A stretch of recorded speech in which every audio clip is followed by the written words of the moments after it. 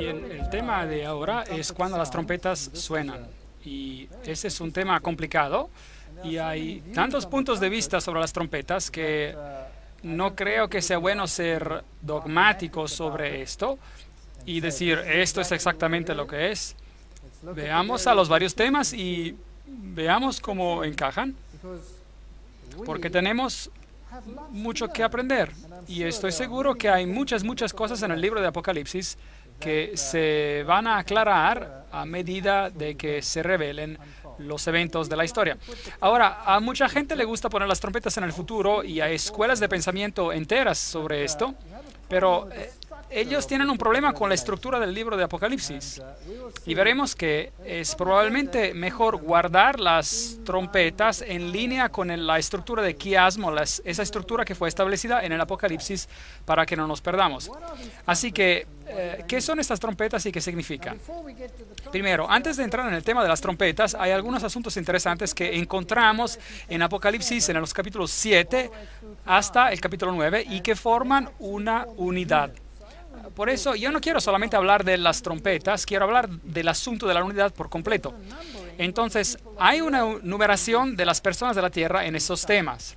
En Apocalipsis capítulo 7 y en Apocalipsis capítulo 9 hay el concepto del detener y soltar los vientos y están relacionados a 4 ángeles. En ambas secciones se numera a las personas.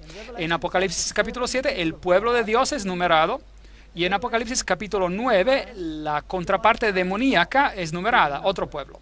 Entonces hay una numeración, los que están con Dios y los que están en contra de Dios. En ambos capítulos se escuchan las palabras oí el número, ekusaton arithmon, oí el número.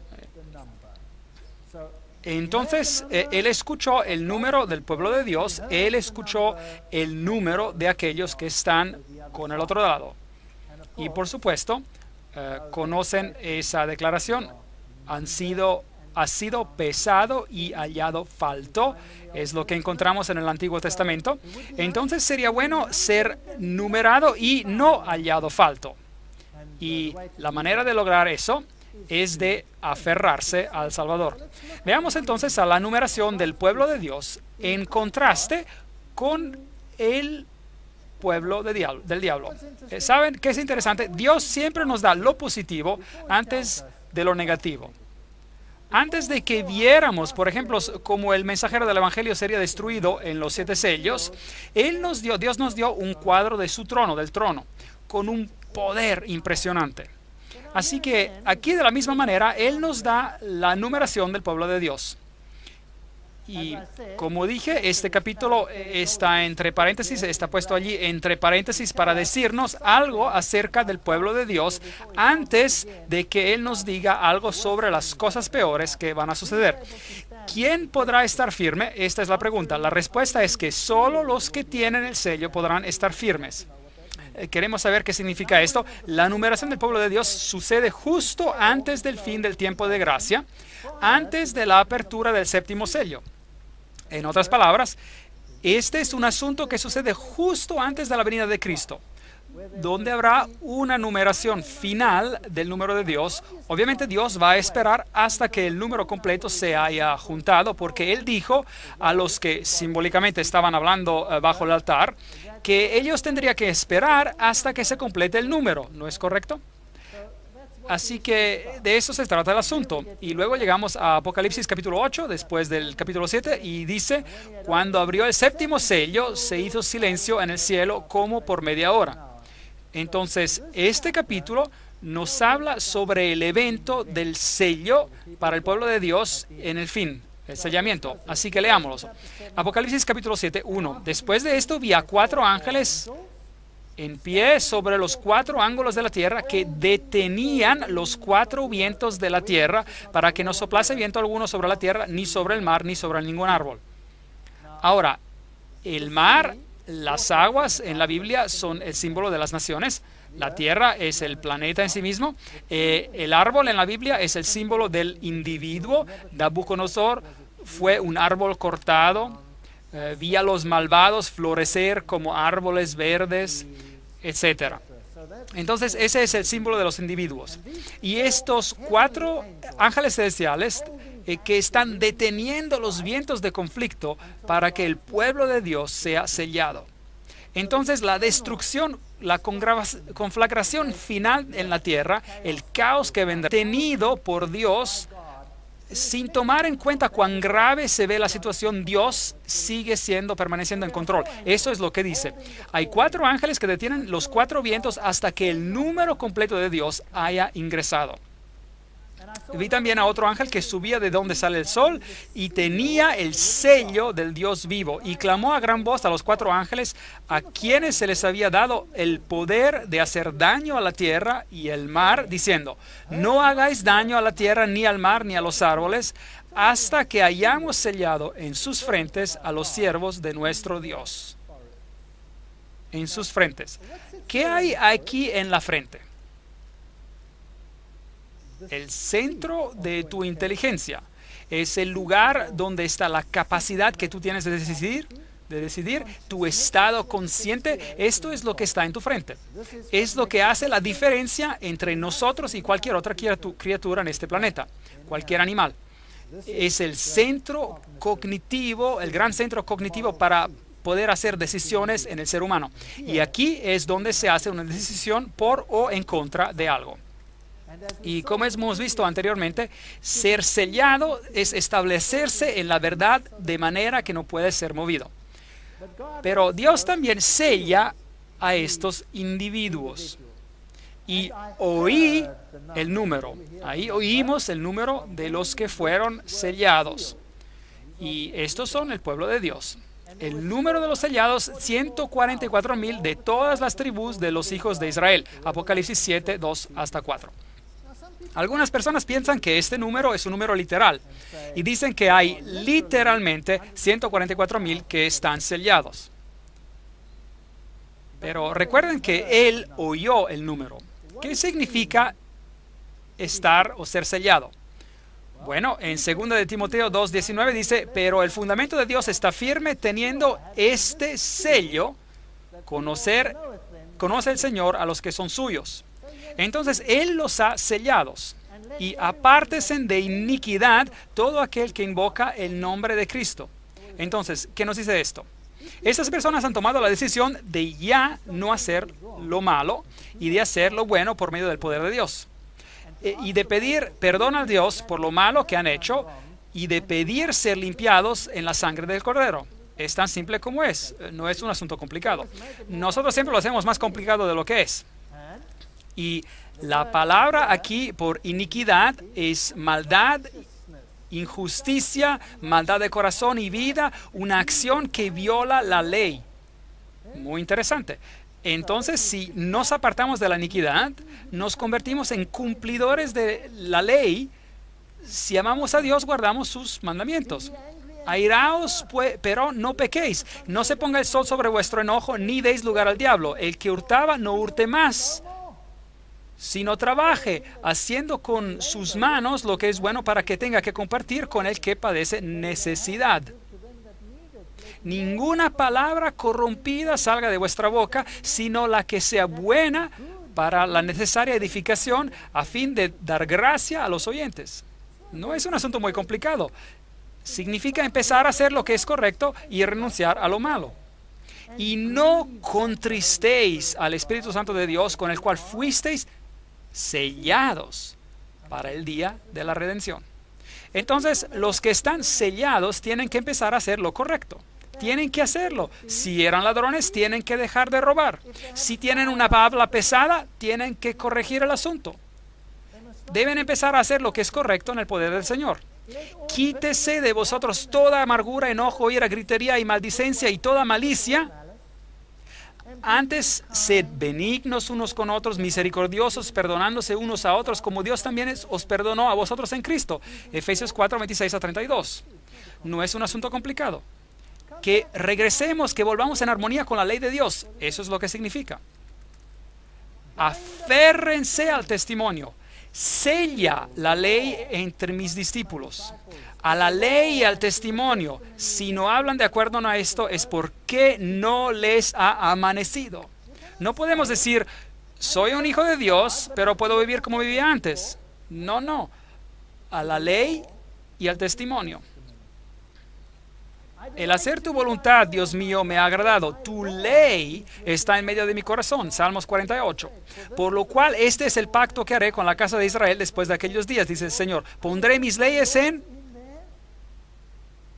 la mente de ellos. ¿Dónde está eso? Está en la frente. Y sobre su corazón las escribiré, para que puedan actuar con armonía con la ley. Y seré a ellos por Dios, y ellos me serán a mí por pueblo. Hebreos 8:10. Siempre hacemos estos asuntos muy complicados y no lo son. Haz lo correcto y deja las consecuencias a Dios. Ahora, en el corazón de la ley está el sábado, el día de sábado. Acuérdate del día de sábado para santificarlo. 6 días trabajarás y harás toda tu obra, mas el séptimo día es reposo para Jehová tu Dios. No el tercer día, no el cuarto día, el séptimo día es el sábado. No hagas en él obra alguna, tú, ni tu hijo, ni tu hija, ni tu siervo, ni tu criada, ni tu bestia, ni tu extranjero que está dentro de tus puertas. Porque en 6 días hizo Jehová los cielos y la tierra, el mar y todas las cosas que en ellos hay, y reposó en el séptimo día. Por tanto, Jehová bendijo el día de reposo y lo santificó. Así que aquí en el mandamiento del sábado hay otro sello. Dice allí, en 6 días el Señor, ese es su nombre, Jehová, hizo... Es el creador, los cielos y la tierra, el mar y todas las cosas que en ellos hay.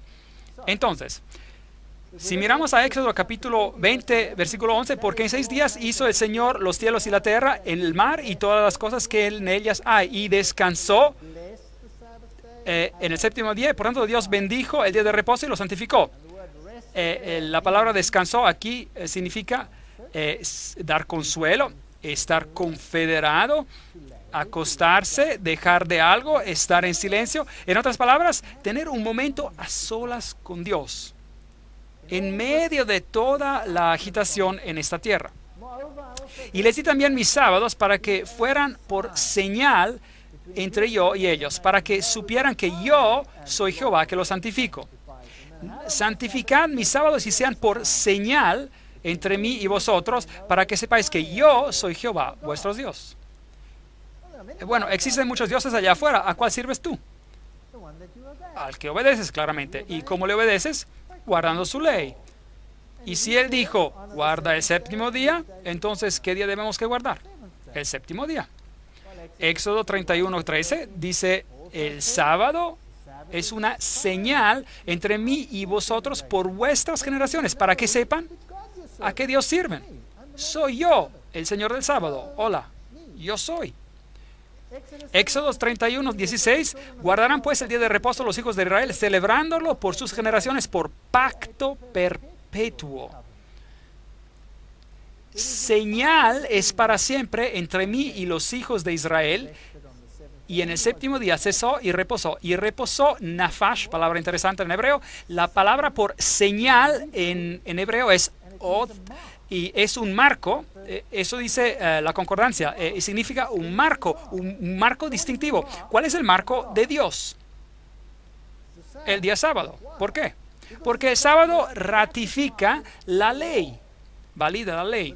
Sin el sábado, todos los 10 mandamientos podrían ser de cualquier persona. ¿No es correcto? Podrían ser de cualquier persona. ¿Qué pasaría si yo escribiera los 10 mandamientos y lo repitiera, le partiera y dijera, todos deben guardarlos, porque así lo digo yo? ¿Qué harían ustedes? Ustedes pensarían, este hombre está loco, ¿no es cierto? Pero ¿qué tal si el presidente del país lo hiciera? Y si él hiciera una ley y dijera, quiero que la guarden, y la firmara, y si no lo hacen, bueno, tengo la autoridad para hacer algo al respecto. Entonces se vuelve un poco más interesante, ¿verdad? Y si el Dios del universo dijera, boom, hice esta ley, cielo y tierra está para ser vivida como una ley perpetua. Bueno, eso lleva consigo bastante autoridad. Entonces, si no tiene ese sello de aprobación, no significa nada.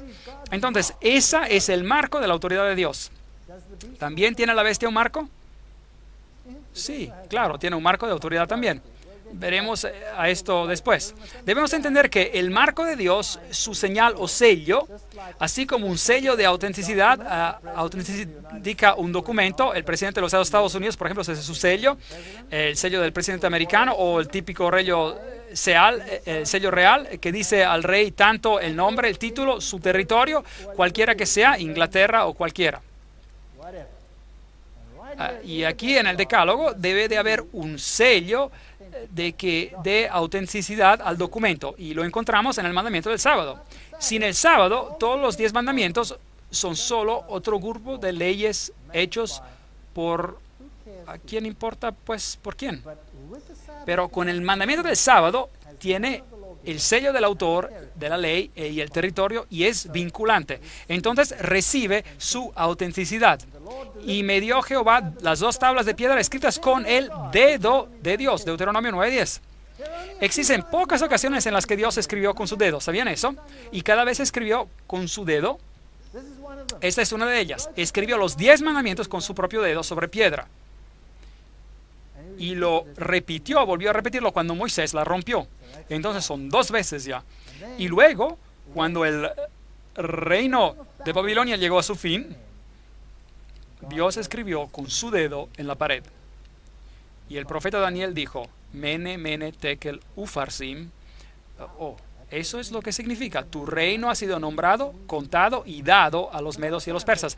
Hay otra ocasión en la que Dios escribió acá, cuando hubo un juicio final que sirve de símbolo para su venida final. Y hubo otra ocasión en la que Dios escribió sobre la arena.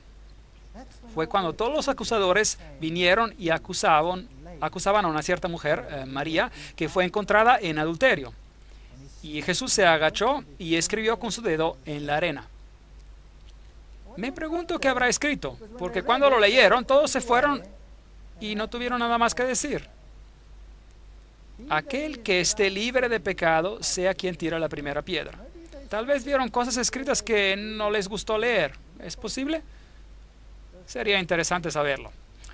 Entonces el sello de Dios está en el corazón de la ley. Acuérdate del sábado para santificarlo. 6 días trabajarás y harás toda tu obra, pero el 7º día es de reposo para Jehová tu Dios.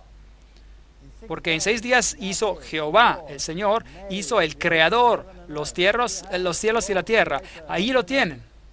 El Señor, el Creador de los cielos y de la tierra, dando autenticidad a todo su documento. Aquí tiene su nombre, su título y su territorio. Y les di también mis sábados para que fueran por señal entre yo y ellos, para que supieran que yo soy Jehová. ¿Cómo debemos guardarlo? Bueno, ya leímos sobre esto. No hacer nuestra propia voluntad. Es asombroso cuán pocas reglas hay en cuanto a guardar el sábado. Los judíos no lo soportaron, así que hicieron varias miles de reglas para cómo guardar el sábado.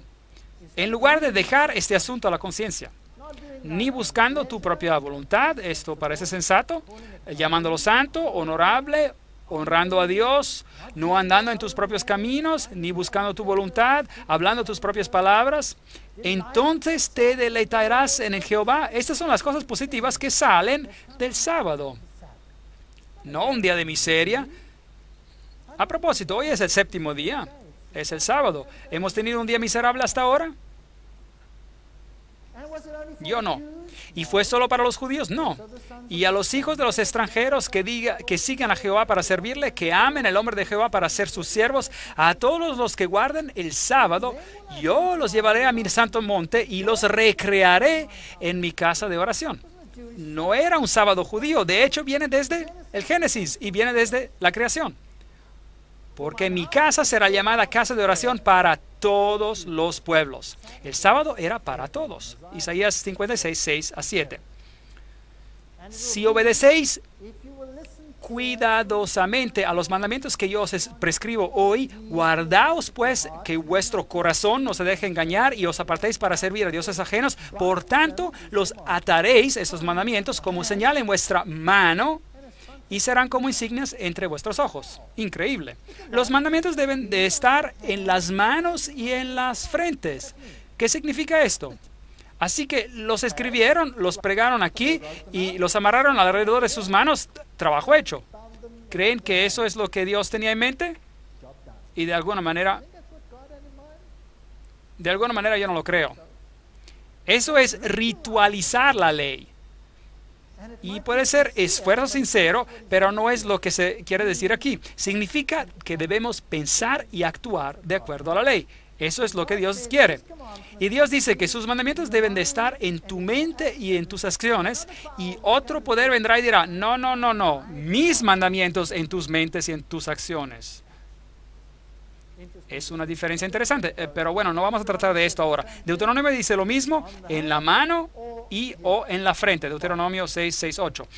Y te será como un memorial delante de tus ojos y en la mano, para que la ley de Jehová esté en tu boca. Éxodo 13, 9. Dios tiene algo que debe ser sellado en la mente, la ley de Dios. Y el sábado es la señal de la ley en una manera particular. Entonces, el propósito del sábado era que sea un día de descanso, un día de bendición, un día de paz, un señal, una memorial de la creación, un símbolo de la santificación, un día venerable, un pacto perpetuo. Esas fueron las razones por las cuales Dios dio el día del sábado, de manera de que no nos olvidáramos de Él y de lo que Él ha hecho por nosotros. Entonces, la ley de Dios en su totalidad, con el reconocimiento de su autoridad en nuestras vidas, nos traerá en armonía con el cielo, por medio de la redención que está en Cristo Jesús. Y esto es lo que significa ser sellado, es volver a estar en armonía con Dios. Entonces, ¿cuántos son sellados? Apocalipsis 7:5, de la tribu de Judá, 12,000 sellados. De la tribu de Rubén, 12,000 sellados. Gad, 12,000 sellados. De la tribu de Aser, 12,000 sellados. De la tribu de Naftali, 12,000 sellados. Y llegamos hasta la tribu de Manases, 12,000 sellados. Y de la tribu de Simeón, Levi, Isaacar, Zabulón y José, Benjamín. Y todos fueron sellados, 12,000. Entonces, ¿creen que es un número literal? Exactamente 12,000 de cada tribu. ¿Qué hay de nosotros, pues? Después de esto miré y he aquí una gran multitud. Ven, él escuchó el número, él oyó el número, pero mira, y ve y mire, y he aquí una gran multitud de la cual nadie podía contar, de todas las naciones y tribus y pueblos y lenguas, que estaban delante del trono y en la presencia del Cordero, vestidos de ropas blancas y con palmas en las manos. Algunas personas hacen discursos largos sobre los 144,000, cuando la Biblia no nos dice mucho acerca de ellos. Y viendo que todo el libro es simbólico, obviamente también esto es simbólico, porque si no lo es, vamos a tener un problema. Por ejemplo, si miramos a las 12 tribus de Israel, vamos a ver que la tribu de Levi se menciona aquí en Génesis, José también se menciona aquí, Levi también se menciona en Apocalipsis y aquí José también. Y en Ezequiel, esta tribu de Dan, la cual no se menciona para nada aquí en Apocalipsis, pero sí se menciona en Génesis. Tenemos a Efraín, que se menciona en Ezequiel, y aquí no se menciona nada en Apocalipsis. Entonces, ¿qué tribus tomaríamos en cuenta si hacemos este número literal? Vamos a estar en problemas. Nadie va a ser salvo de Efraín y de Dan. Los de la tribu de Dan fueron malos e hicieron cosas malas, pero también hubieron héroes de la tribu de Dan. Héroes. Entonces, obviamente es un número simbólico. Y no creo que debamos ir más allá con esto. Es una multitud de doces. Pues no es judío el que lo es exteriormente y la circuncisión la que se hace exteriormente en la carne, sino que es judío el que lo es en lo interior. Y la circuncisión es la del corazón, en espíritu, no en letra, la alabanza del cual no viene de los hombres, sino de Dios. Romanos 2, 28, 29. ¿Serán salvos solamente los judíos de las tribus literales? ¿Qué pasará con los gentiles que se han convertido por medio del anuncio del evangelio? No podemos hacer de los 144,000 un número literal. Y en cualquier caso, ¿quién es judío? ¿Quién es un cristiano? Es el que lo es en el interior. Galatas 3:29 dice, y si vosotros sois de Cristo, ciertamente linaje de Abraham sois y herederos según la promesa. Entonces, ¿en qué nos convierte? Me da la oportunidad a mí de pertenecer al linaje de Abraham. Linaje de Abraham y heredero según la promesa, si acepto a Cristo. Bueno, yo no era un judío, era un pagano. Pero en Cristo puedo ser del linaje de Abraham, porque Cristo es del linaje de Abraham. Y si yo estoy en Él, entonces soy redimido. Ahora, la pregunta de judío o cristiano ya no es relevante. Si tienes a Cristo, eres del linaje de Abraham. No importa cuáles fueron las circunstancias de tu nacimiento. Porque en Cristo Jesús ni la circuncisión vale nada, ni la incircuncisión, sino una nueva creación. Y a todos los que anden conforme a esta regla, paz y misericordia sea a ellos y al Israel de Dios. Gálatas 6, 15, 16. Entonces, ¿cómo llego a ser parte del Israel de Dios? El pueblo de Dios a lo largo de todos los siglos. Yo acepto al Cordero de Dios. El judío no se salvaba por guardar la ley. Tenía que traer a un cordero y matarlo. Y era salvo por la sangre del cordero. Tal vez rechazaron al cordero años después, pero ese era el método por el cual era que él se expiaba. Y clamaba a gran voz diciendo, la salvación pertenece a nuestro Dios que está sentado en el trono y al Cordero. Y todos los ángeles estaban en pie alrededor del trono y de los ancianos y de los 4 seres vivientes y se prostraron sobre sus rostros delante del trono y adoraron a Dios diciendo, amén, la bendición y la gloria y la sabiduría, la acción de gracias y la honra y el poder y la fortaleza sean a nuestro Dios por los siglos de los siglos, amén. ¿Quién gana? Jesús gana. Nuevamente tenemos este maravilloso tema donde Jesús aparece en el Apocalipsis y nos habla sobre los redimidos y cómo son sellados. Tan arraigados en la verdad que no pueden ser movidos, nuevamente en armonía con la ley de Dios, salvos por la sangre del Cordero. Y Él nos da esta linda imagen antes de darnos las malas noticias. Es un tema en el libro de Apocalipsis. No debemos temer porque Él es victorioso. Él es el Rey de Reyes. Entonces uno de los ancianos habló diciéndome, estos que están vestidos de ropas blancas, ¿quiénes son? ¿Y de dónde han venido? Y yo le dije, Señor, tú lo sabes. Y él me dijo, estos son los que han salido de la gran tribulación y han lavado sus ropas y les han emblanquecido en la sangre del Cordero. Por esto están delante del trono de Dios y le sirven día y noche en su templo. Y Él que está sentado sobre su trono extenderá su tabernáculo sobre ellos. Esa es la conclusión del asunto. Una gran historia sobre la victoria de Jesucristo antes de que lleguen las malas noticias. Ya no tendrá hambre, no tendrá ni sed, y el sol no caerá más sobre ellos, ni calor alguno, porque el Cordero que está en medio del trono los pastoreará y los guiará a fuentes de aguas de vida, y Dios enjugará toda lágrima de los ojos de ellos. ¿No es esto grandioso? Aquí está la promesa antes de las malas noticias. Y luego viene Apocalipsis 8. Cuando abrió el 7º sello, se hizo silencio en el cielo como por media hora. Ya tratamos con este texto antes. Esto es cuando Cristo regresa a la tierra. Y vi a los 7 ángeles que estaban en pie delante de Dios y se les dieron 7 trompetas. Ahora vienen las 7 trompetas. Y la gente dice, bueno, eso debe de ser después del tiempo de gracia. No. Todo lo que teníamos era un capítulo que dice, escuchen amigos, escuchen. Ese es el resultado. El pueblo de Dios será redimido por el Cordero y no habrá más lágrimas. Y ese es su número Y es así como se va a ver.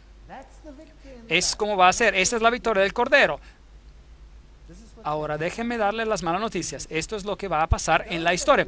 Y aquellos que rechazaron a la palabra de Dios y rechazan a Jesucristo también serán numerados. Y tristemente, el número va a verse algo diferente. Veamos a lo que pasa. Y vi a los 7 ángeles que estaban en pie ante Dios y se les dieron 7 trompetas. Otro ángel vino entonces y se paró ante el altar con un incensario y se le dio mucho incienso. ¿Dónde está parado este ángel? ¿En qué altar? El altar del incienso. ¿El altar del incienso estaba en el primer aposento o estaba en el segundo aposento del templo? Estaba en el primer aposento.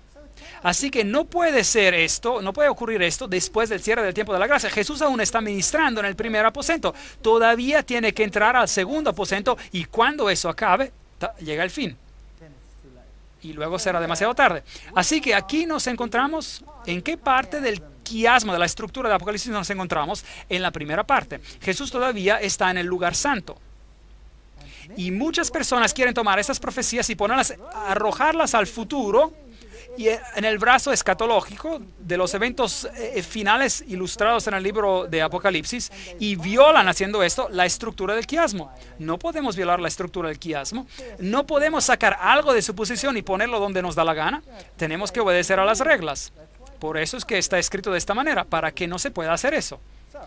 Así que se le dio mucho incienso. Aquí está el altar del incienso para añadirlo a las oraciones de todos los santos sobre el altar de oro que estaba delante del trono. Ese es el pequeño altar del cual estamos hablando. Y de la mano del ángel subió a la presencia de Dios el humo del incienso con las oraciones de los santos. Hay gente orando. Todavía hay aquí algunas necesidades. Esto no puede ser después del tiempo de gracia, justo antes del tiempo del fin. No. Es un proceso continuo, se está hablando acá, por lo que sugiere que sigamos el mismo proceso que los otros. Es un modelo en las profecías de la Biblia. El libro de Daniel hace lo mismo. Daniel capítulo 2 va a lo largo de la historia de la humanidad, y Daniel capítulo 7 recapitula otra vez el mismo tema, pero en otro formato, y Daniel 8 toma otra vez el mismo tema y lo recapitula de otra forma. Y así usted tiene diferentes vistas, cuadros que llevan a la luz. Lo mismo con el libro de Apocalipsis. Vemos a las 7 iglesias. Esta es la posición de la iglesia. Vemos a los 7 sellos. Esta es la posición del anuncio del evangelio. Y ahora vemos a las trompetas que hablan de los juicios. Porque hay una numeración y somos hallados faltos o hallados justos. Aquí es un asunto de juicio. ¿Y quién es el juez? Jesús. Él decide quién lo logra y quién no. Y no ignora las oraciones de los santos. Es por medio de su mediación que ellos son aceptables a los ojos de Dios. Así que el mérito de Jesucristo, los méritos de Jesucristo es el tema acá en juego. El humo del incienso que sube con las oraciones de los santos, sube a la presencia de Dios de la mano del ángel. El incienso es el símbolo del mérito, de los méritos de Jesucristo añadidos a los santos, haciéndolos aceptables los santos a los ojos de Dios. Una imagen maravillosa. Todo está tan lleno de significado en el libro de Apocalipsis. Podríamos hablar por horas solo sobre estos símbolos acerca del altar del incienso.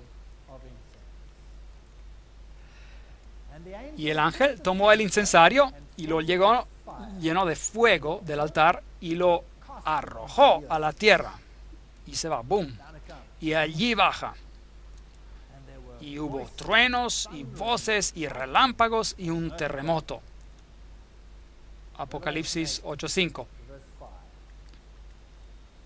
Bueno, los juicios llegan a la tierra, y después de los juicios finales, así como Jesús murió en la cruz y dijo consumado es, y todo se cumplió, también aquí todo se cumple y la numeración también se cumple. Y usted estará o con las ovejas o con los cabritos, dependiendo de su decisión. Entonces, ¿qué son estas trompetas en Apocalipsis? Hay 7 trompetas y cada una anuncia algo que pasa aquí en la tierra. Apocalipsis 8:6. Y los 7 ángeles que tenían las 7 trompetas se dispusieron a tocarlas. Veamos lo que pasa. Déjeme recapitular. El brazo histórico tenía las 7 iglesias, los 7 sellos, y como todavía estamos tratando con el tiempo simbolizado por el altar del incienso, estamos viendo el tiempo antes de que Jesús entre en el lugar santísimo. Entonces estamos tratando con el brazo histórico del Apocalipsis. Las trompetas están en este lado del quiasmo y no las puedo remover y ponerlas en el otro lado. Eso violaría la estructura del quiasmo. ¿Está claro? Entonces, obviamente, estamos moviéndonos a través del mismo periodo de la historia que tuvimos en las secciones anteriores. Y hacer algo diferente sería contrario al sistema, a la estructura. Y todos terminan, por supuesto, en el gran punto culminante que es la segunda venida de Cristo. Así que nuevamente vamos a hacer un recorrido por la historia. Existe un paralelo entre lo que pasa mientras suenan las trompetas y las últimas 7 plagas. Ese es un punto interesante. Las 7 trompetas suenan el día antes de la expiación, así es, y las últimas 7 plagas suceden después del día de la expiación. En otras palabras, cuando Cristo sale del lugar santísimo, entonces las 7 plagas caen. Entonces, si vemos aquí a las trompetas, vamos a encontrar que afectan lo siguiente: la tierra, capítulo 8, 7. El mar, capítulo 8, versículos 8 y 9. Los ríos y las fuentes, capítulo 8, versículos 10 y 11. El sol, la luna y las estrellas, capítulo 8, versículo 12. Hubo oscuridad, abismo, salen langostas, versículo 9, capítulo 9, versículos 13 y 21. El río Eufrate, capítulo 9, 13 a 21. Voces fuertes, el reino de Cristo, 11, 15, 18. Y hemos seguido un proceso. Y cada vez se afecta un tercero, la tercera parte. Y si vemos a las 7 plagas, existe un paralelo. La primera plaga cae sobre la tierra. La segunda afecta al mar. La tercera a los ríos y las fuentes, igual como las 7 trompetas. Y luego el sol, igual que allá. Oscuridad en el trono de la bestia. Luego está el río Eufrates, que vimos también del otro lado. Y luego viene una gran voz: ya está hecho. ¿Ven? Aquí está el está hecho. Esto es lo que pasa después del tiempo de gracia. Y esto debe suceder antes del tiempo de gracia. Porque es solo una tercera parte. No es todo, solamente una porción se ve afectada. Y hay lugar para el arrepentimiento. Y es en el tiempo de mediación cuando Cristo está sirviendo en el santuario celestial, en el primer aposento. Y esos son asuntos muy importantes cuando tratamos con estos textos. Porque existe hoy la tendencia de tomar a las trompetas y ponerlas en el mismo periodo, o ponerlas justo antes de este periodo aquí. Y ese es un problema, porque no solamente violamos la estructura del quiasmo, también violamos la idea de que hay solo una parte afectada, solo una parte que está destruida. Jesucristo está en control. El número del pueblo de Dios, capítulo 7, ahora las trompetas y la numeración del pueblo de la tierra y los problemas que todo esto involucra. ¿Quién va a ganar? ¿Jesús o el otro poder? Ya sabemos la respuesta. Por tanto, podemos relajarnos mientras hablemos de las trompetas.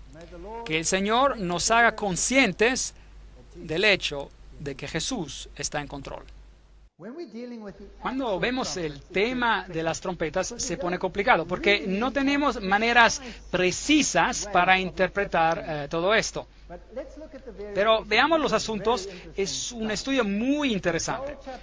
Joel 2, versículos 15 y 17 dice: tocad trompeta en Sión, proclamad ayuno, convocad asamblea, reunid al pueblo, santificad la reunión, juntad a los ancianos, congregad a los niños y a los que maman, salga de su cámara el novio y de su tálamo la novia.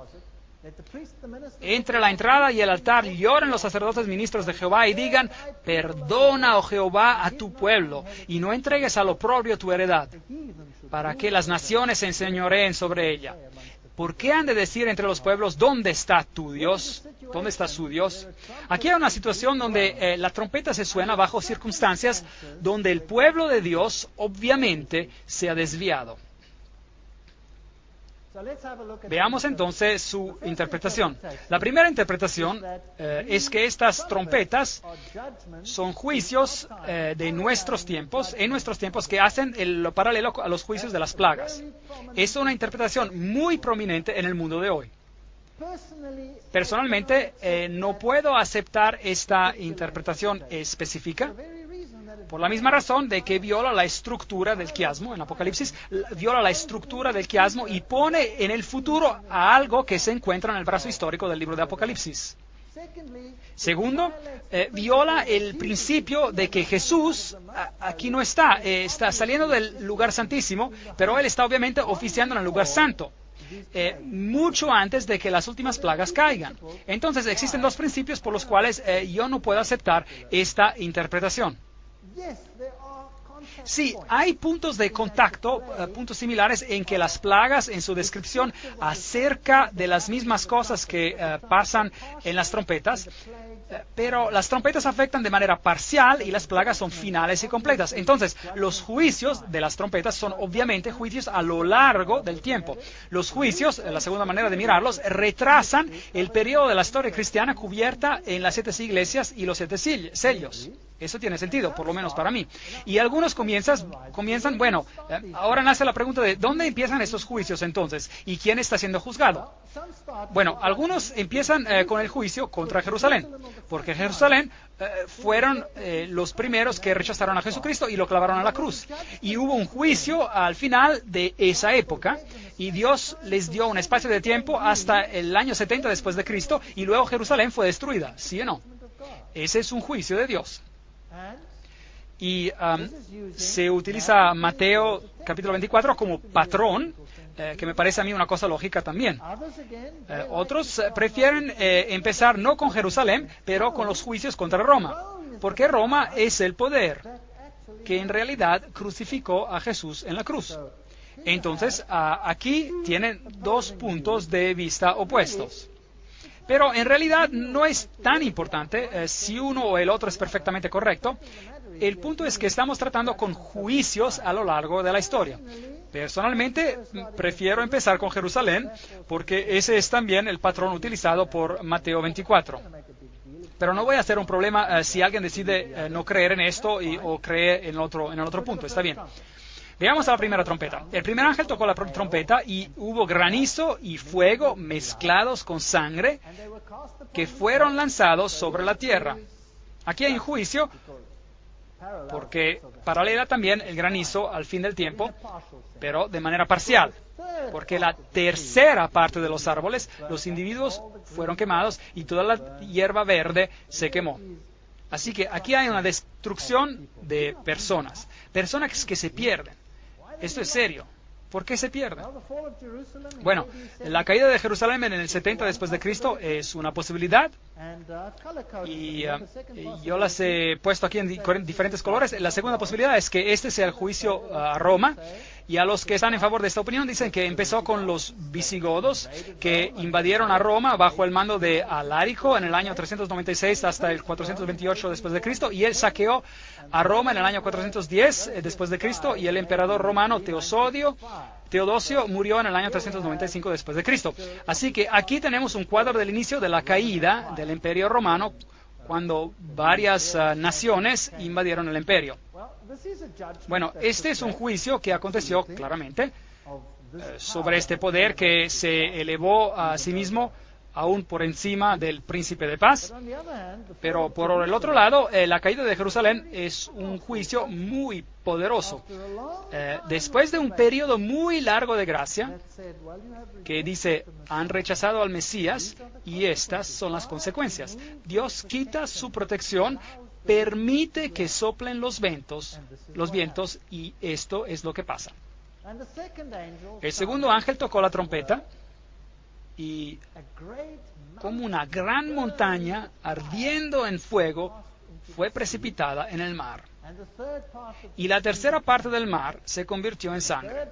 Y murió la tercera parte de los seres vivientes que estaban en el mar, y la tercera parte de las naves fue destruida. Nuevamente, ¿qué representa esto? ¿Qué representa esta trompeta de juicio? Nuevamente, vemos las varias interpretaciones. Montañas que representan una gran montaña quemándose en fuego.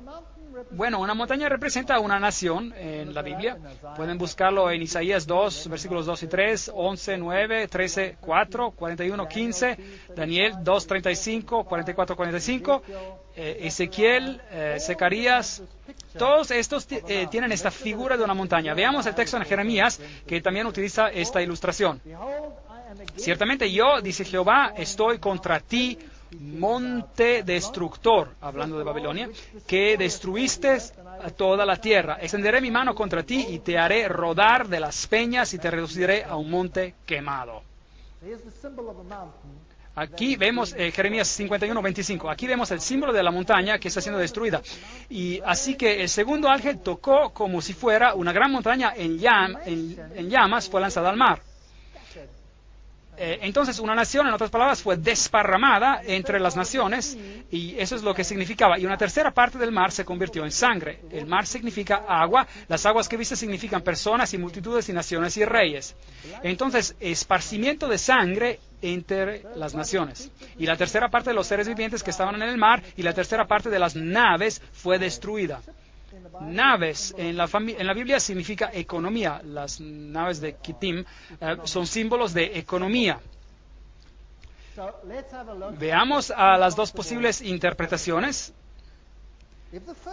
Si la primera fue el juicio contra Jerusalén, entonces la segunda sería obviamente el juicio sobre la Roma pagana y las naciones asociadas, representadas por el mar. Judíos y cristianos vieron a la Roma imperial como la nueva Babilonia.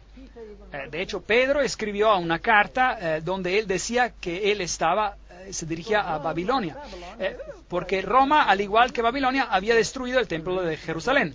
Entonces, esa es una suposición razonable. Por otro lado, algunos creen que la segunda fase de la incursión de los vándalos en Roma bajo Gensérico en el 428 a 468 después de Cristo, de donde viene la palabra vandalismo, viene de los vándalos, eran piratas en naves en el Imperio Romano y saquearon a Roma en el 455 después de Cristo. Así que algunos ven esto como un símbolo y otros ven este juicio cubriendo todo el juicio a la Roma pagana. Ahora, si aceptan a una u a otra interpretación, es una cuestión de detalles, ¿correcto? No es algo para hacer un gran problema. No va a cambiar tu salvación, por ejemplo, de todos los modos. Personalmente me gusta la primera interpretación porque sigue un proceso lógico a lo largo de la historia, pero no importa si otros prefieren la segunda interpretación. La tercera trompeta. Y el tercer ángel tocó la trompeta y cayó del cielo una gran estrella. Ahora, ¿les suena parecido esto? Estoy seguro de que sí. ¿En algún momento cayó una estrella del cielo? Sí. Lucífero cayó del cielo y trajo todas sus fuerzas demoníacas con él aquí abajo. Y él iba a producir un gran cambio. Iba a tomar control sobre este reino. Él quiere ser el gobernador. Así que él trajo falsas enseñanzas junto a él, ardiendo como si fuera una antorcha, y cayó sobre la tercera parte de los ríos y sobre las fuentes de las aguas. Eso también se habla de personas acá. Y el nombre de la estrella es ajenjo, amargura. Y la tercera parte de las aguas se convirtió en ajenjo, y muchos hombres murieron a causa de esas aguas porque se hicieron amargas. ¿Qué significa el agua, aparte naciones? ¿Han escuchado del agua de la vida? Ahora, ¿qué pasa cuando el agua de vida se vuelve amarga? Ven, hubo un tiempo en el cual entró el compromiso, el tercer periodo del tiempo. ¿Se acuerdan cuando el compromiso ingresó a la iglesia? ¿No es eso interesante? Aquí está el tercer ángel tocando el tiempo del compromiso. ¿No convirtió esto las aguas de salvación en aguas amargas? ¿Sí o no? Sí, claro que sí. ¿Y las personas murieron a causa de esto? en un sentido espiritual, no en un sentido literal? Claro que sí, porque si beben de esas aguas contaminadas, ¿cuál es el resultado? Muerte. Muerte eterna, separación de Dios. Entonces, la gran apostasía de los líderes espirituales de la iglesia cristiana es una posibilidad que tenemos aquí por esa trompeta. De la misma manera de cómo Satanás cayó del cielo con una tercera parte de los ángeles, igual la iglesia caería en la apostasía de la idolatría. Ajenjo fue usado por Moisés como símbolo de idolatría en Deuteronomio 29, 17, 18. Leámoslo. Y habéis visto sus abominaciones y sus ídolos de madera y piedra, plata y oro que tienen consigo. No sea que haya entre vosotros varón o mujer o familia o tribu cuyo corazón se aparte hoy de Jehová nuestro Dios para ir a servir a los dioses de esas naciones. No sea que haya en medio de vosotros raíz que produzca hiel y ajenjo. ¿No es ese un gran símbolo? Entonces, yo estoy a favor de este, porque está en el mismo periodo. Tenemos al tercer ángel, que fue el periodo del caballo negro, y fue el periodo del compromiso, cuando el evangelio era socavado y las aguas se hicieron amargas. Y la gente que bebió este nuevo evangelio sufrió la muerte espiritual, una muerte espiritual. Bueno, la otra interpretación sería la invasión de Roma por los hunos bajo el mando de Átila en el siglo V. Así que nuevamente tenemos una interpretación que todavía trata con el imperio romano. Por supuesto, esto sucede en el Imperio Romano, entonces no hay problema, pero esta es la que para mí encaja mejor con las otras trompetas y con el progreso paralelo que hemos visto hasta ahora. Y ustedes tienen todos estos símbolos que lo hacen parecer de esta manera. Ahora, la cuarta trompeta. El cuarto ángel tocó la trompeta y fue herida la tercera parte del sol. El sol. ¿Qué es eso? La luz del mundo. Y la tercera parte de la luna y la tercera parte de las estrellas, para que se oscureciese la tercera parte de ellos y no hubiese luz en la tercera parte del día y asimismo de la noche. Eso no es oscuridad total como en las plagas. Esto es una tercera parte. Apocalipsis 8:12. Veamos en Miqueas capítulo 3, versículos 6 y 7, para ver si encontramos un paralelismo. Por tanto, de la profecía se os hará noche y oscuridad del adivinar, y sobre los profetas se pondrá el sol, y el día se entenebrecerá sobre ellos. Y serán avergonzados los profetas y se confundirán los adivinos, y ellos todos cerrarán sus labios porque no hay respuesta de Dios. ¿Le suena esto como a un tiempo de oscuridad espiritual, sí o no? ¿Cómo llamaron a la era de la próxima dispensación, por así decir? ¿No la llamaron la edad oscura, acaso? Entonces, ¿quién reinaba en la edad oscura una vez de que el caballo negro cambió a ser el caballo de muerte? Es el mismo periodo de tiempo. Yo creo que estamos siguiendo el mismo periodo clásico. Y si nuevamente removemos a Jesús, el Hijo de Justicia del Evangelio, si lo sacamos del Evangelio y lo hacemos menos de lo que Él es, entonces morimos una muerte espiritual. Ese es el problema. ¿Cómo sacaron a Jesús del corazón del Evangelio? Esta es la historia más aterradora de engaño en la historia del mundo. Después de esta conferencia, vamos a entrar en detalles y vamos a darle un vistazo a lo que hicieron. Y quiero decirles que hoy todo el mundo está engañado, creyendo en algo que no es de Dios. Da miedo. Da miedo. Entonces, las dos posibles interpretaciones que tenemos aquí, la oscuridad representa la edad oscura, y eso tiene sentido para mí. Cuando la verdad fue pisoteada y el ministerio de Jesús fue reemplazado por el ministerio de la iglesia. Cuando Jesús fue crucificado, una oscuridad literal cubrió la tierra. ¿Correcto? ¿Se acuerdan? Y esto sirve como símbolo, como tipo de la crucifixión espiritual de Jesucristo. La reforma del siglo XVI terminó la Edad Oscura. Eso es básicamente lo que indicaría esta interpretación. Ahora, otra interpretación sería aún con los juicios sobre Roma. El Sol, la Luna y las estrellas han sido interpretadas como las luminarias del Imperio Romano Occidental, el emperador, los senadores, los cónsules.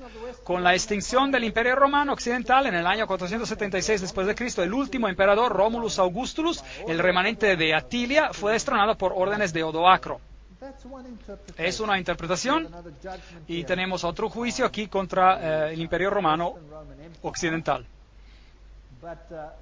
Pero esa interpretación de aquí arriba para mí encaja en el modelo que hemos seguido hasta ahora y que está en línea con todo lo que hemos visto hasta ahora. Pero quiero que observen algo. Es que en este periodo de la Edad Oscura, Jesús es crucificado nuevamente. Es interesante que la crucifixión allí lo mantiene en la cruz. Y es ahí a donde la Edad Oscura le gusta tenerlo. Pero Jesús ha resucitado de los muertos y gobierna en el cielo. Ahora, también es interesante que para remover a Jesús del sistema, algunas veces se ha requerido la creación de toda una nueva religión que sacaría a Jesús del medio. Muy interesante. Porque he aquí que tinieblas cubrirán la tierra y oscuridad las naciones, mas sobre ti amanecerá Jehová y sobre ti será vista su gloria. Isaías 61. Gran oscuridad sobre la tierra. Otra vez Jesús les habló diciendo, yo soy la luz del mundo, el que me sigue no andará en tinieblas, sino que tendrá la luz de la vida. El asunto es Cristo o sin Cristo. Yo, la luz, he venido al mundo para que todo aquel que cree en mí no permanezca en tinieblas. Juan 12, 46. El asunto es Jesús o sin Jesús. Este es el asunto. Ahora viene una parte fascinante. Apocalipsis 8:13.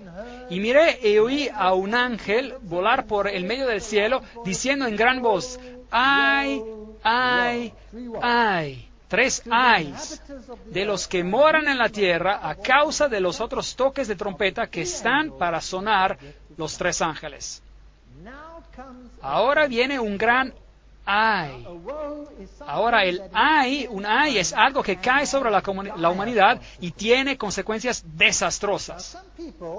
Algunas personas quieren aplicar estos ayes al pueblo de Dios. Pero por otro lado, los ayes se podrían aplicar a los que están perdidos. ¿Y con quiénes estamos tratando en las trompetas? ¿Sobre el pueblo de Dios que está siendo numerado o bajo los otros que están siendo numerados? Estamos tratando con aquellos otros que están siendo numerados. Entonces ahora sabemos cuál es el último ay, porque el último ay es la venida de Cristo y la destrucción de los malvados. Entonces, ¿sobre quiénes cae el último ay? ¿Sobre los malvados? Sobre los malvados. No sobre el pueblo de Dios, sobre los malvados. ¿Y por qué no los otros 2 también? Estos son juicios para aquellos que han sido engañados o han permitido ser engañados porque han rechazado la luz, o sobre los que directamente han rechazado a Dios.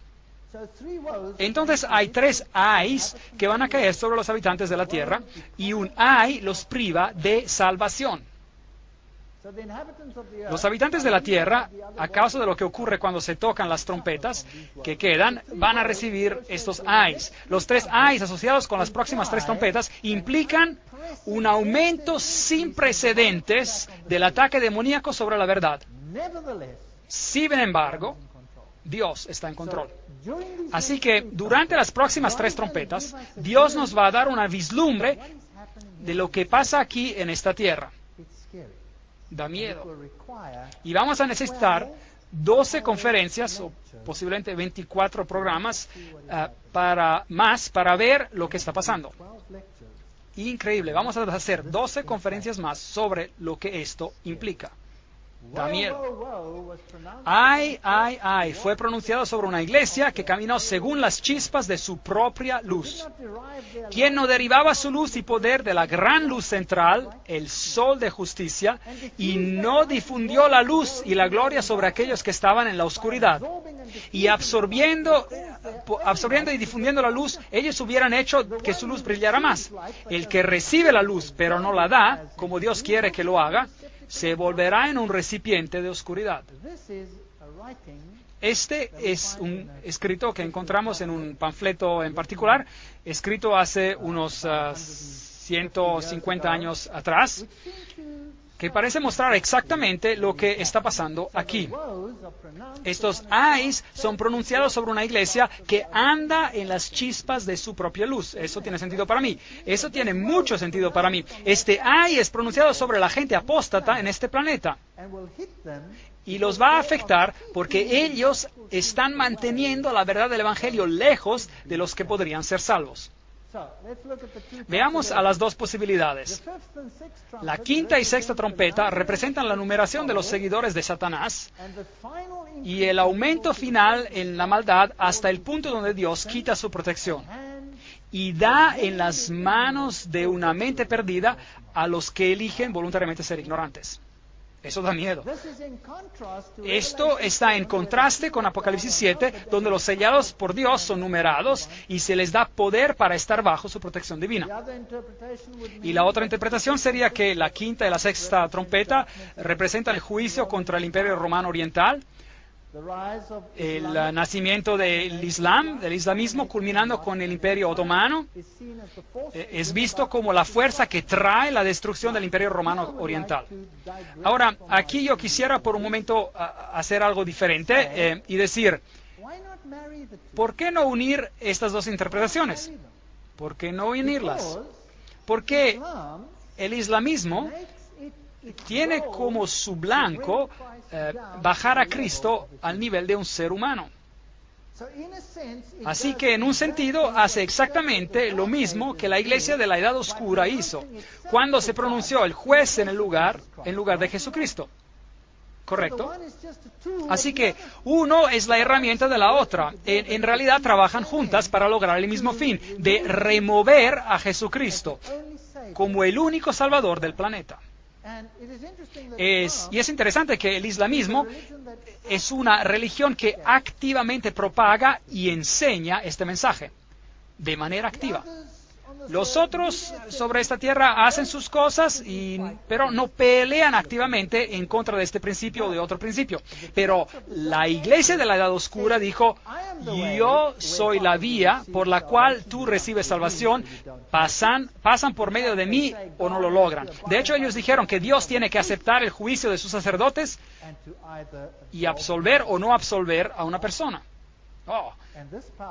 Y este poder dice, Jesús deviene menos de lo que tú eres. Así, ¿por qué no las unimos? No unimos estas dos interpretaciones. ¿Qué poderes desplazaron el cristianismo basado sobre la Biblia y qué filosofías aparecieron en la Edad Oscura para destronar a Cristo y privar a la humanidad de la salvación por medio de Él? ¿No es esta una buena pregunta? ¿Que hubieran ayes sobre la tierra? Bueno, el islamismo reemplazó el cristianismo en la cuna del judaísmo y del cristianismo, ¿no es cierto? ¿Eso es lo que hicieron? La edad del racionalismo y humanismo contemporáneo, con su eslogan, ninguna deidad nos salvará, debemos salvarnos nosotros mismos. Eso viene del Manifiesto Humanista, capítulo 2, edición P. Kurtz, en Buffalo, New York, 1973. Este es su manifiesto. Entonces, ninguna deidad nos va a salvar, debemos salvarnos nosotros mismos. Racionalismo, humanismo contemporáneo, la Biblia es un libro de alegorías, no se preocupen. Esto ha destruido el cristianismo en la mente occidental y este otro movimiento lo ha destruido en la cuna del cristianismo. La roca fuerte del cristianismo ha sido removida, ha sido reemplazado en el occidente y ha sido reemplazado en el oriente. Así que vemos cómo esos poderes han destronado a Jesucristo. Vayamos ahora al capítulo 9 de Apocalipsis. Y el quinto ángel tocó la trompeta y vi a una estrella que cayó del cielo a la tierra. Nuevamente tenemos a la estrella cayendo del cielo y se le dio la llave del pozo del abismo. Esta es la llave del Ese es el infierno. Así que cualquier doctrina que vendrá ahora vendrá directo del abismo del infierno. Y abrió el pozo del abismo y subió humo del pozo. Eso está en contraste total al humo del santuario, como humo de un gran horno, y se oscureció el sol y el aire por el humo del pozo. Entonces, la luz es removida de la tierra como resultado de la actividad del quinto ángel. Wow. No es la actividad del quinto ángel, sino la maldición que viene a causa de lo que están haciendo los poderes de la oscuridad, claramente. Y del humo salieron langostas sobre la tierra y se les dio poder como tienen poder los escorpiones de la tierra. El aspecto de las langostas era semejante a caballos. Hemos tenido caballos antes, se referían al Evangelio. Como el sonido de carruajes en la cima de la montaña, naciones saltan como el sonido de las llamas de fuego que devora el establo, como guerreros en fila, y te devolveré los años que comió la langosta. Es lo que dice Joel 2, capítulo 2. Así que tenemos el simbolismo de lo que está pasando en el Israel literal, lo que ocurrió allá, y apliquémoslo al espiritual. Apocalipsis 9:4. Y se les mandó de que no dañasen a la hierba de la tierra, ni a cosa verde alguna, ni a ningún árbol. No es una destrucción total, sino solamente a los hombres que no tuviesen el sello de Dios en sus frentes. Entonces el juicio es para aquellos que están siendo numerados. Y les fue dado no que los matasen, sino que los atormentasen. Y hay un periodo allí, 5 meses, y su tormento era como el tormento de escorpión. Jesús dice que nos da poder para seguir, para pisotear a los escorpiones cuando hiere al hombre. Y en aquellos días los hombres buscarán la muerte, pero no la hallarán, pero la muerte huirá de ellos. Entonces, hay una descripción de las langostas. Se comparan a caballos. Tuvimos a caballos antes. Son representantes del anuncio del Evangelio. Preparados para la guerra, en las cabezas tenían como coronas de oro. Sus caras eran como caras humanas. Tenían cabellos como cabello de mujer. Sus dientes eran como de leones. Tenían corazas como corazas de hierro. El ruido de sus alas era como el estruendo de muchos carros de caballo corriendo a la batalla. Aquí hay una situación de guerra. Eso es más o menos como se veían colas de escorpión, corazas de hierro, dientes, cosas terribles, en fin, bueno, la impresión de un artista. Y tenían colas como de escorpiones y también aguijones en sus colas, y tenían poder para dañar a los hombres durante 5 meses. Apocalipsis 9:10. Bueno, ¿qué significa esto? Bueno, algunos ven en este simbolismo lo que hizo el Islam, y en el otro lo puedes ver también en todo el sentido de lo que este mensaje sin Cristo haría al mundo. Ahora, veamos quién está al mando de todo esto. Y tienen por rey sobre ellos el ángel del abismo, cuyo nombre en hebreo es Abadón. Cosas fascinantes. Y en griego, Apolión. El primer ay pasó, y aquí vienen aún 2 ayes después de esto. Bueno, vemos algunos nombres interesantes acá, y luego de esto, un ay hacia la raza humana. Bueno, preguntámonos esta pregunta. ¿Qué filosofías salieron después de la Edad Media que minaron directamente la fe en la Biblia y en Cristo Jesús como el único nombre bajo el cielo en que podamos ser salvos? ¿No es esta una buena pregunta para hacerse? ¿Qué organizaciones, cuerpos organizados, es la siguiente pregunta que tengo, directamente propagan la eliminación de Jesucristo como el único nombre por el que podemos ser salvos? Esas son las 2 preguntas que quisiera responder. Bueno, racionalismo, alta crítica, humanismo, espiritualismo. ¿Estaría de acuerdo en que estos son los poderes que removieron a Jesús? ¿Y qué cuerpos organizados son los que directamente propagan y anulan el nombre de Jesucristo como el único nombre en que podemos ser salvos? ¿Los masones? Les voy a dar un texto tras otro texto para mostrarle que lo hacen. Y las organizaciones secretas, todas están a favor de la unidad total e igualdad de todos los fundadores religiosos. El comunismo se opone directamente a las doctrinas de Jesucristo. El ateísmo formal, es lo que el comunismo es. Y tenemos el Consejo Mundial de las Iglesias. ¿Posible? ¿En realidad hacen eso? ¿Lo hacen? Temo que sí, porque el Consejo Mundial de Iglesias propaga la unidad de todas las religiones bajo un mismo techo. Y eso significa que Jesús debe ser menos de lo que es para que este compromiso se alcance, ¿sí o no? Eso es solo un hecho. No me lo estoy inventando. Esto es lo que está pasando. El Islam remueve a Jesucristo, ¿sí o no? Como el único Salvador del mundo. Y las Naciones Unidas tienen una organización llamada la Organización de las Religiones Unidas, cuya meta es poder hacer de que todas las religiones acepten su igualdad. Bueno, eso está bien, suena como una buena idea. Pero, ¿qué hace eso a Jesucristo? Lo pone al mismo nivel que los demás. Y entonces hay muchos nombres por los que podemos ser salvos, ¿sí o no? ¿Es correcto o no? Díganme ustedes, porque yo estoy en problemas aquí. Yo estoy sacando ciertos asuntos que son problemáticos. Pero esto es exactamente lo que están haciendo. El comunismo lo saca totalmente. La masonería lo nivela. El Consejo Mundial de Iglesias lo compromete para alcanzar a sus blancos. El islamismo lo pelea directamente. Y la ONU dice, mejor que lo hagas, o si no, ya. Estamos en problemas. Déjenme leerles esto. Este es nisbet.com, masonería del Internet. Leámoslo. En el grado 17 del rito escocés, la palabra sagrada comunicada al candidato es Abaddon. En la Biblia satánica por Anton LaVey, en la página 145-146, Abaddon y Apolión son uno de los nombres infernales en el satanismo. El rito masón escocés ilustrado por J. Blanchard, volumen 1, página 453, dice: toca la frente de Tyler cuando él responde poniendo su mano en tu frente. Contraseña, Jubulum, palabra sagrada, Abaddon. ¿No leímos recién que este era un ángel malvado? ¿Sí o no? La masonería dice que este es el ángel sobre nosotros. Ellos tenían a su ángel sobre ellos. Abaddon, Satanás. Si miran a la interpretación islámica, esta es el área cubierta por la langosta del desierto, y esta es el área cubierta por el islamismo en sus comienzos, y hoy cubre eso y más. Muy interesante. Esta era el área del cristianismo primitivo. Esta era el área del cristianismo primitivo. ¿Sabían ustedes? Hoy en día ha sido reemplazada, ha sido removida, ha sido reemplazada por el islamismo.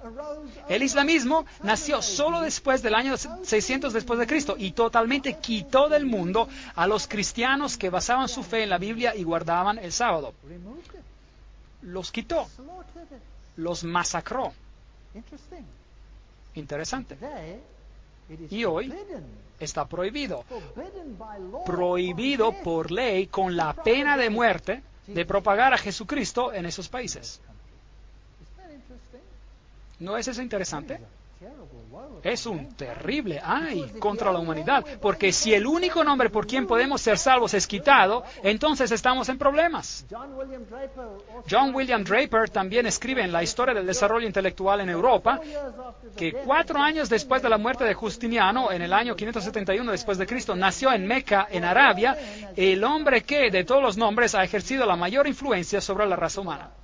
De acuerdo con la vida de Mohammed, Muhammad apareció en la escena en uno de los periodos más oscuros de la historia, cuando todas las civilizaciones desde la dinastía merovingia en Galia hasta India estaban en ruinas o estaban en estado de nacimiento con problemas. Aquí vamos, una gran guerra. A la edad de 12 años, Mohammed viajó con su tío en una caravana comercial a Siria. Aquí él conoció a un anacoreta cristiano llamado Abahira.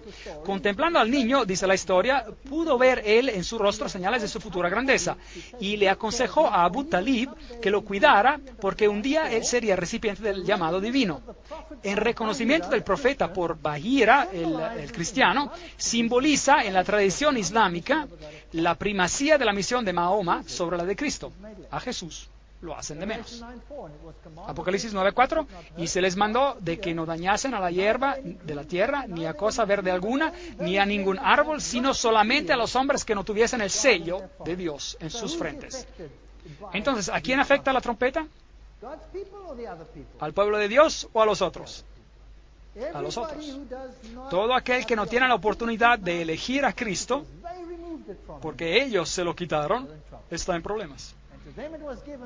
Y a ellos les fue dado que no los maten, sino para que fuesen atormentados por 5 meses. Y su tormento era como tormento de escorpión cuando hiere al hombre, y en aquellos días los hombres buscarán la muerte, pero no la hallarán. Y ansiarán morir, pero la muerte huirá de ellos. Interesante. Aquí hay un decreto de Abu Bakr, el tío de Mohammed, quien le sucedió. Cuando peleas la batalla del Señor, deféndanse como hombres sin voltear, pero no dejen que su victoria esté manchada por la sangre de mujeres y niños. No destruyan a las palmeras ni quemen las plantaciones de maíz. No corten árboles frutales ni lastimen al ganado. Solo lo que maten, coman. Cuando hagan algún pacto o artículo, cúmplanlo y mantengan su palabra. A medida de que avancen, van a encontrar personas religiosas que viven retiradas en monasterios y se proponen servir a Dios de esta manera. Déjenlos, no los maten ni destruyan a sus monasterios. Y van a encontrar a otro tipo de personas que pertenecen a la sinagoga de Satanás, que tienen cabezas rapadas. Asegúrense de partir sus cráneos y no les den tregua hasta que se vuelvan mahometanos o paguen tributo.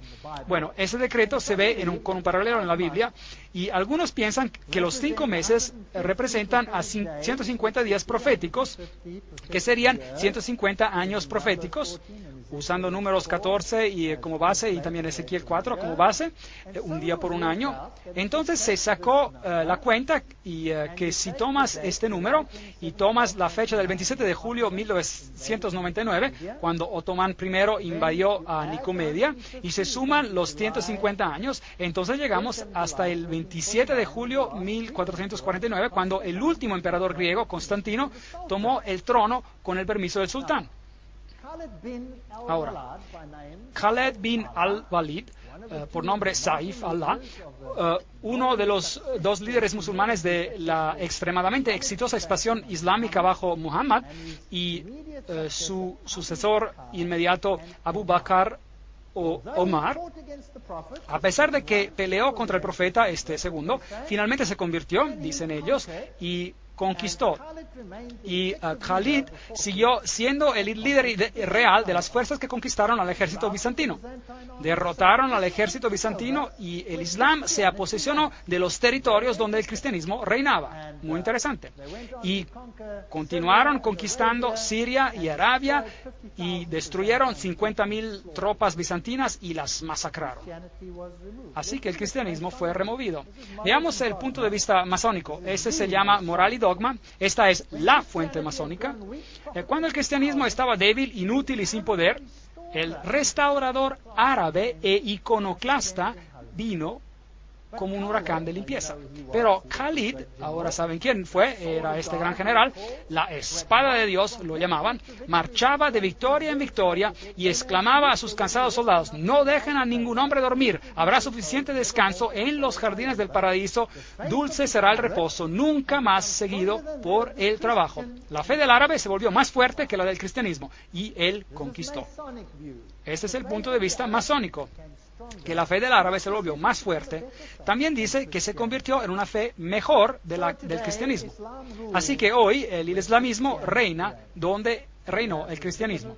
Y tienen los ziguruts y el Imperio Otomano y la Mezquita Azul y Santa Sofía, y que todos solían ser dominios cristianos y hoy son del islamismo.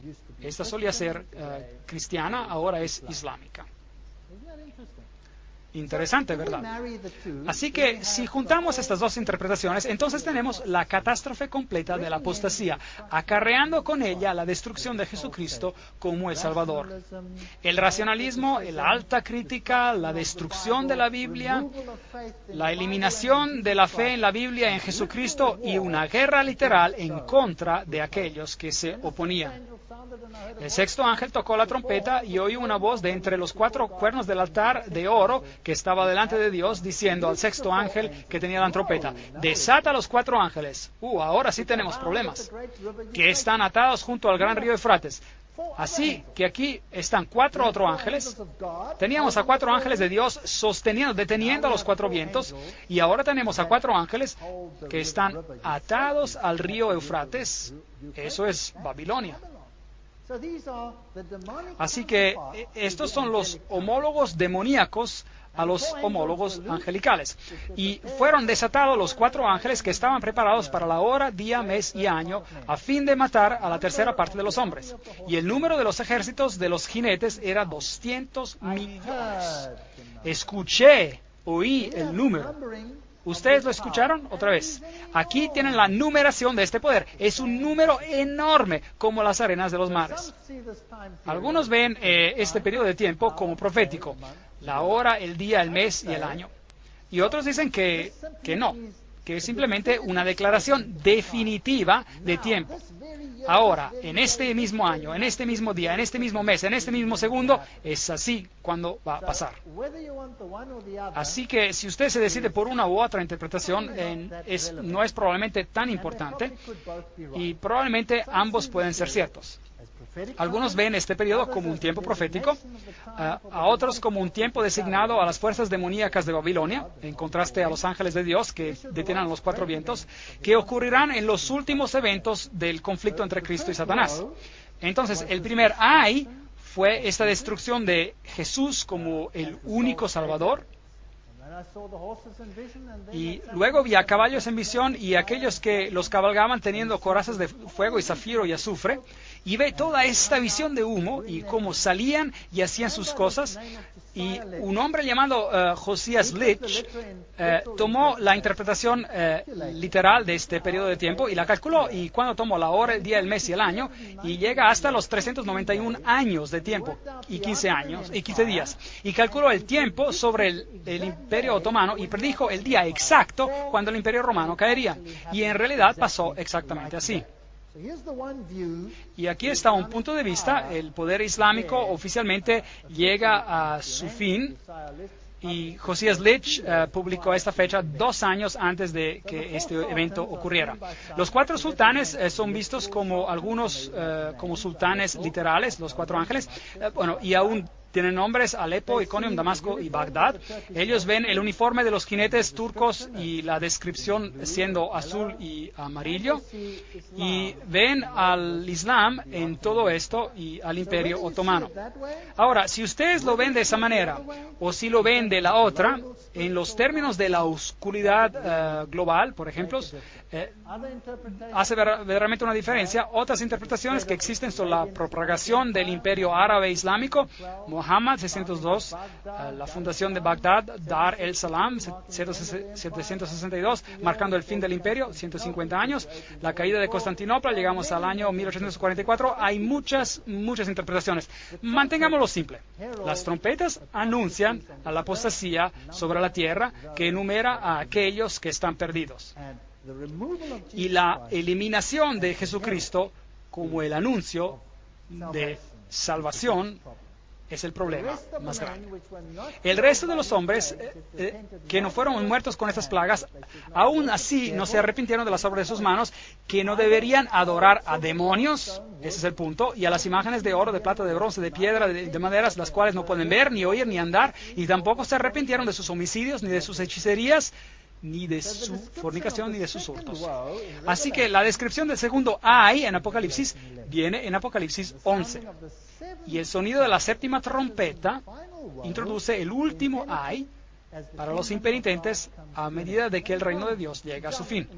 No podemos saltar y hablar de Apocalipsis 10 y 11 en una sola noche, los volvería locos. Entonces lo que vamos a hacer es que vamos a mirar al segundo ay en la próxima conferencia. Y verán que el engaño más terrible de todos los tiempos está en el siguiente ay. Y luego viene la destrucción. Nosotros estamos viviendo en los momentos finales antes del tercer ay. Ahora, ¿cuál es ese engaño final que vendrá? Si el segundo ay ya removió a Jesús como el último Salvador, entonces, ¿qué pasará antes de que Él venga en las nubes y todo ojo lo verá? Y los que lo perforaron y toda familia de la tierra se lamentará por su causa. Así sea. Amén. Esta es la pregunta que debemos responder.